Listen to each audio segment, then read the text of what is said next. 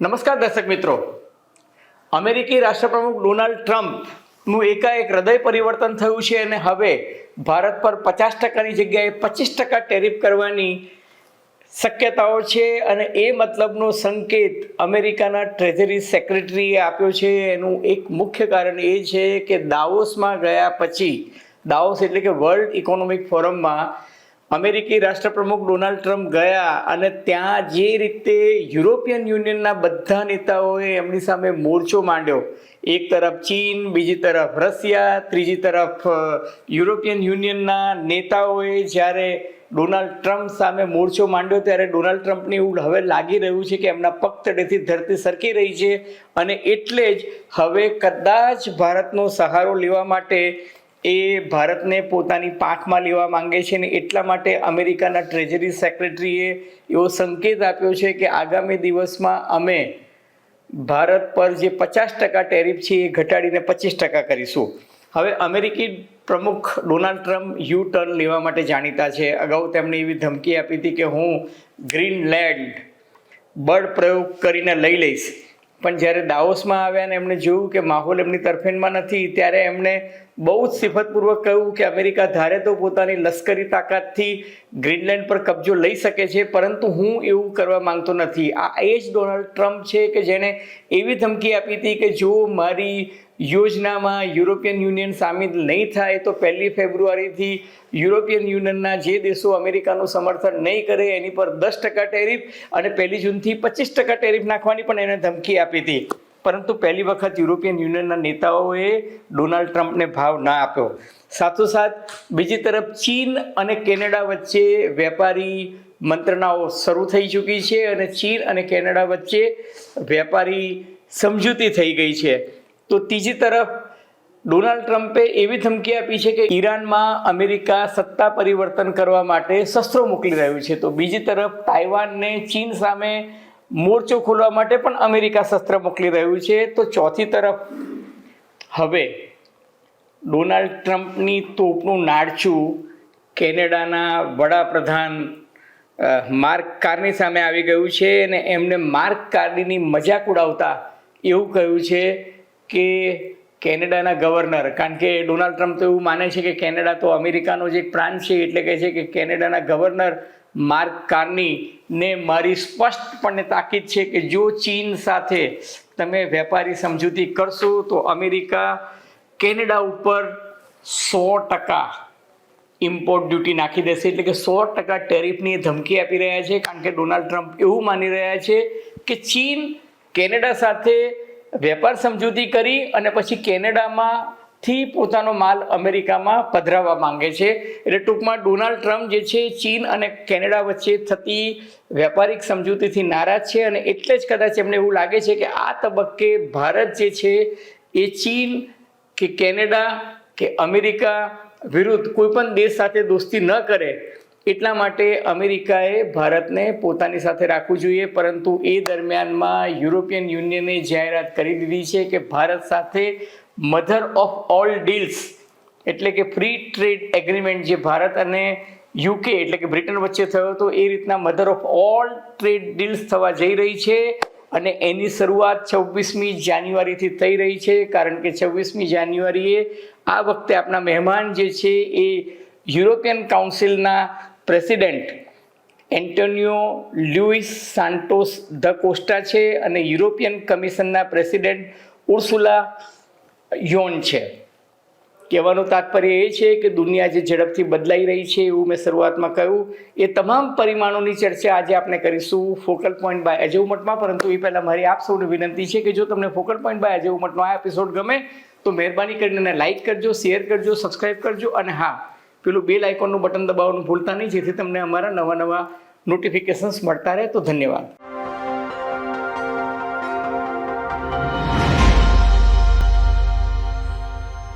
તો મિત્રો, ભારત પર અમેરિકા 50%ની ટેરિફ ઘટાડીને 25% કરે તો એનાથી રૂડું શું હોઈ શકે. પરંતુ એકાએક અમેરિકાએ ભારત પર આટલી મોટું મહેરબાન થવાનું કારણ શું છે?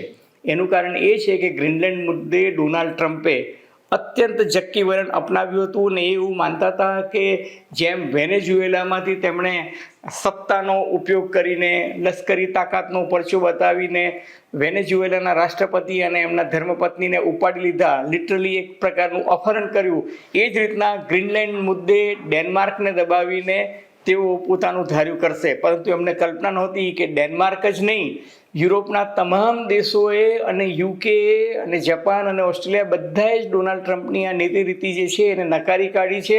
રશિયાએ તો કહ્યું કે અમારા નામે ખોટી ટિકિટ ના ફાડો કારણ કે અમને ગ્રીનલેન્ડમાં કોઈ રસ નથી. પરંતુ ડોનાલ્ડ ટ્રમ્પ સતત એવું કહેતા રહ્યા કે ગ્રીનલેન્ડને હું મારી તાકાતથી કબજો કરીશ, અમેરિકી લશ્કરની તાકાતથી એનો કબજો કરીશ. એમણે તો ત્યાં સુધી કહ્યું કે નાટો આ મુદ્દે તૂટી જાય તો મને એની કોઈ ચિંતા નથી. પરંતુ જ્યારે દાવોસમાં આવ્યા ત્યારે એમને પ્રતીતિ થઈ કે જમીની સચ્ચાઈ જે છે એ અલગ છે અને માત્ર અમેરિકાની દાદાગીરી કે દોંગાઈથી દુનિયાના દેશો માનતા નથી.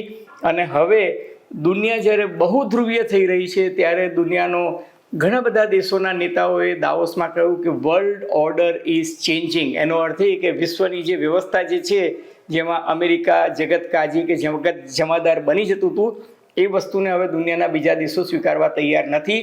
અને ડોનાલ્ડ ટ્રમ્પને પણ લાગ્યું કે સમય વર્તે સાવધાન, હવે વધારે પડતું ખેંચીશ તો સાવ તૂટી જશે. અને એટલે જ હવે એમનું વલણ જે છે એ ધીરે ધીરે પૂર્ણ થવા માંડ્યું છે. અને એટલે જ એમને સંકેત આપ્યો છે કે અમે ભારત સાથે મજબૂત વેપાર કરાર કરવા જઈ રહ્યા છે. અને એનો પ્રથમ સંકેત એ છે કે 50% ટેરિફ જે છે એ ઘટાડીને 25% થશે એવું એમને સંકેત આપ્યો છે. હવે આ જે સંકેત આપ્યો છે એના મૂળમાં શું છે? એના મૂળમાં એ છે કે અમેરિકાના ટ્રેઝરી સેક્રેટરી સ્કોટ બેસેન્ટ એમને દાવોસ ખાતે ગઈકાલે મોડી રાત્રે એક અમેરિકી મીડિયાને આપેલા ઇન્ટરવ્યૂમાં એવું કહ્યું, અલબત્ત પોતાની પીઠ થપથપાવી અને પીઠ થપથપાવતા એવું કીધું કે રશિયાનું ક્રૂડ ઓઇલ ભારત ખરીદતું હતું એટલા માટે ભારત પર અતિરિક્ત 25% ટેરિફ અમે લોકોએ નાખી હતી.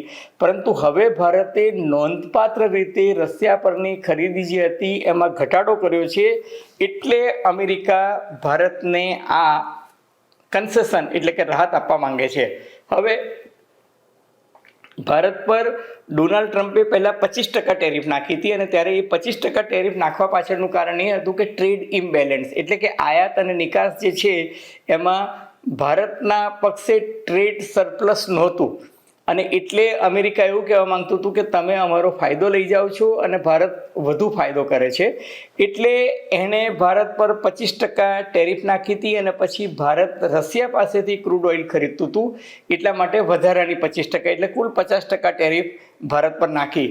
હવે દાવોસ ખાતે તમામ દેશો એવું કહ્યું કે અમેરિકા હવે વિશ્વસનીય અલાય એટલે કે વિશ્વસનીય પાર્ટનર વેપાર કરવા માટે રહ્યું નથી. અને યુરોપિયન યુનિયને તો ત્યાં સુધી કીધું કે અમેરિકાની વિશ્વસનીયતા તળિયે જતી રહી છે અને ચીન જે છે એ વિશ્વાસ કરવા લાયક રહ્યું નથી. એટલે એ હવે ઈચ્છે છે કે યુરોપિયન યુનિયન નવા પાર્ટનર શોધે અને એ નવા પાર્ટનર શોધવામાં એમને ભારત પર પસંદગી ઉતારી છે. કારણ કે એમને એવું લાગે છે કે ભારત જે છે ત્યાં રૂલ ઓફ લો છે, ભારતમાં લોકશાહીના જે મૂલ્યો જે છે એ જળવાઈ રહ્યા છે. અને એટલે જ યુરોપિયન યુનિયન કાઉન્સિલના પ્રેસિડેન્ટ એન્ટોનિયો અને યુરોપિયન કમિશનના પ્રેસિડેન્ટ ઉર્સુલા વોન એ બંને ભારત આવી રહ્યા છે. અને ભારત સાથે જે મહત્ત્વના કરાર થવાના છે ફ્રી ટ્રેડ એગ્રીમેન્ટમાં એમાં મેરીટાઈમ એટલે કે દરિયાઈ માર્ગની સુરક્ષા ઉપરાંત સાયબર સિક્યુરિટી અને કાઉન્ટર ટેરરિઝમ એ મુદ્દે બહુ જ વિગતે કરાર થવાના છે. અને એનું કારણ એ છે કે આને મધર ઓફ ઓલ ડીલ્સ એટલા માટે કહીએ છીએ કે યુરોપિયન યુનિયને અગાઉ બ્રિટન એટલે કે યુકે, ઓમાન, ન્યૂઝીલેન્ડ, ત્યારબાદ જાપાન, સાઉથ કોરિયા અને વિયેતનામ જેવા દેશો સાથે તો એમને કરાર કર્યા જ છે. પરંતુ અમેરિકા યુરોપિયન યુનિયનના જે એક નેતાના શબ્દોમાં કહું તો ઇન્ટરનેશનલ ગેંગસ્ટરની માફક જે રીતના વર્તી રહ્યું છે ત્યારે યુરોપિયન યુનિયનને એવું લાગે છે કે દુનિયામાં 4થા નંબરની ઇકોનોમી એ ભારત છે, જે એશિયામાં સૌથી ઝડપથી વિકસિત થતી ઇકોનોમી છે, જે આવનારા એકાદ વર્ષમાં જાપાનને ઓવરટેક કરી શકે છે. ભારતની ઇકોનોમી 4 ટ્રિલિયનના લેવલે પહોંચવામાં છે. અને ત્યારે જો યુરોપિયન યુનિયન અને ભારત વચ્ચે આ ડીલ થાય ફ્રી ટ્રેડ એગ્રીમેન્ટની ચુનંદા ક્ષેત્રમાં, તો 2 અબજ લોકોને એનો ફાયદો થાય, ભારતના અને યુરોપિયન યુનિયનના. સાથોસાથ દુનિયાનો 25% જીડીપી જે છે એ આ વિસ્તાર જે છે એ કવર કરે છે.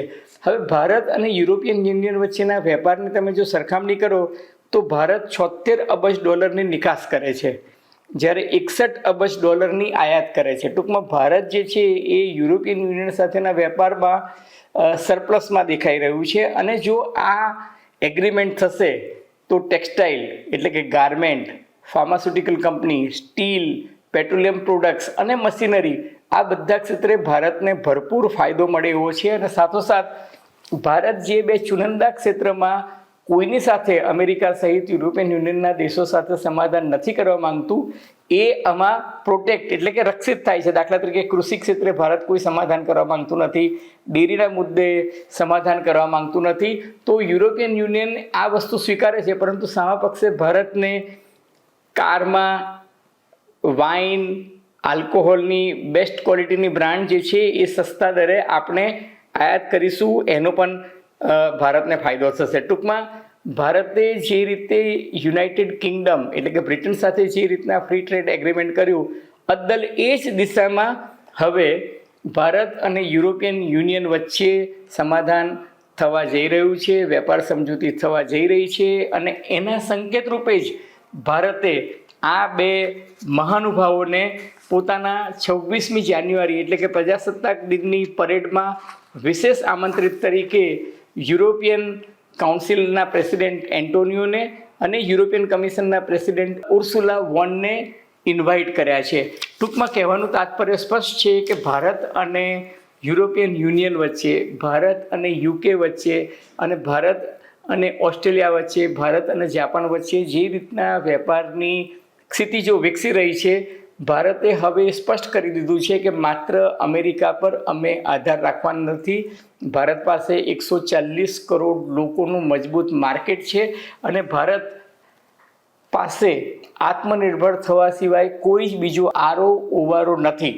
હવે યુરોપિયન યુનિયન અને ભારત વચ્ચે કેટલાક પાયાના જેને કહી શકાય ને કે મૂળભૂત વિષયો એવા પણ છે કે જેમાં ચિંતા પણ થઈ શકે, ચિંતન પણ થઈ શકે. દાખલા તરીકે યુરોપિયન યુનિયનનો આગ્રહ છે કે ભારતે ઇન્ટેલેક્ચ્યુઅલ પ્રોપર્ટી રાઇટ અને ડેટા પ્રાઇવેસીના મુદ્દે પોતાના નિયમો બદલવા પડશે. સામા પક્ષે બીજું જે ભયસ્થાન છે કે યુરોપિયન યુનિયને ભારત પર કાર્બન બોર્ડર એડજસ્ટમેન્ટ મિકેનિઝમ એટલે કે જેને CBAM કહીએ, એ તહત જેટલી પણ આઇટમ તમે એક્સપોર્ટ કરો એના પર એક પ્રકારનો ટેક્સ નાખવાની જાહેરાત કરી છે. હવે આ જે છે CBAM, જેને આપણે કહી શકાય કે કાર્બન બોર્ડર એડજસ્ટમેન્ટ મિકેનિઝમ, એનાથી ભારતના મીડિયમ સ્મોલ એન્ટરપ્રિનર જે છે MSME સેગમેન્ટ, એને ચોક્કસ ફટકો પડી રહ્યો છે. પરંતુ એવું લાગી રહ્યું છે કે 26મી જાન્યુઆરી બાદ 27મી જાન્યુઆરીએ જે મહત્ત્વના વ્યાપારિક કરારો ભારત અને યુરોપિયન યુનિયન વચ્ચે થવાના છે, એમાં કદાચ આ બધી જ ચિંતાને આવરી લેવાશે. ટૂંકમાં એટલું ચોક્કસ કહી શકાય કે આજની તારીખે 2 મહત્ત્વના સંકેતો છે અને બંને પોઝિટિવ છે. એક, અમેરિકા ભારત પર જે 50% ટેરિફ ઘટાડીને 25% કરી રહી છે, અને બીજી તરફ ભારત અને યુરોપિયન યુનિયન વચ્ચે મધર ઓફ ઓલ ડીલ્સ થઈ રહી છે. આ બંને જ ડેવલપમેન્ટ જેને કહી શકાય એ બહુ જ આવકારદાયક છે. અલબત્ત ગ્લોબલ સિનેરિયોમાં આવતીકાલે શું થાય, કાલ કોને દીઠી છે ખબર નથી. આગે આગે દેખો હોતા હૈ ક્યા. મિત્રો, તમને ફોકલ પોઈન્ટ બાય અજય ઉમટનો આ એપિસોડ નવ ગુજરાત સમય અને અમદાવાદ મિરરના સથવારે જો ગમ્યો હોય તો મહેરબાની કરીને એને લાઇક કરજો, શેર કરજો, સબસ્ક્રાઈબ કરજો. અને આપ શું માનો છો, આવનારા દિવસમાં યુરોપિયન યુનિયન સાથે થનારી ફ્રી ટ્રેડ એગ્રીમેન્ટ ડીલની તર્જ પર જે વેપાર સમજૂતો થઈ રહી છે એનાથી ભારતને ફાયદો થશે કે શું? આપની ટીકા ટિપ્પણી, અવલોકન, અનુમાન અમને ગમશે. ધન્યવાદ, ખૂબ ખૂબ આભાર.